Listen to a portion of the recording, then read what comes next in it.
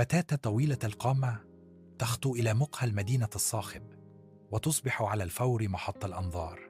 يتنافس الشباب الأثرياء بقوة للفوز بإعجابها، ويحاول كل منهم التفوق على الآخر. يراقب شاب فقير من بعيد، إعجابه صامت وغير متبادل. تستمتع الفتاة بالاهتمام، مع تردد من راح يرقص في عينيها وهي تفكر في خياراتها. في قلب شقة فاخرة يتصاعد توتر مقلق حول الفتاة، محاطة بالترف يخون تعبيرها قلقاً متزايداً يغيم على ملامحها المشرقة عادة. تحاول أن تفقد نفسها في اللحظة، لكن أفكارها تنجذب بشكل لا يقاوم إلى ذكرى نظرة الشاب المسكين. تبدأ الأجواء الفاخرة في أن تبدو أشبه بقفص مذهب يحاصرها في جماله الاصطناعي.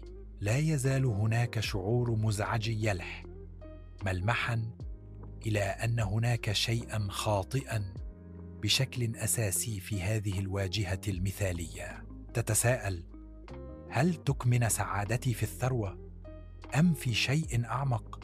بالكاد يكون صوتها همسة في الغرفة الفاخرة.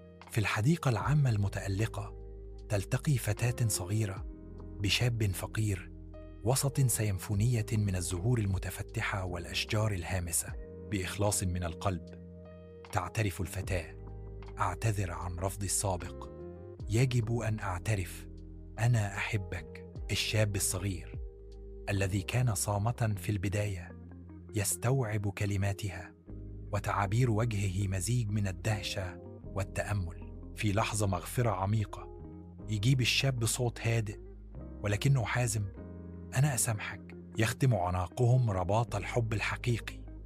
مشهد مؤثر وسط الجمال المثالي الحديقة.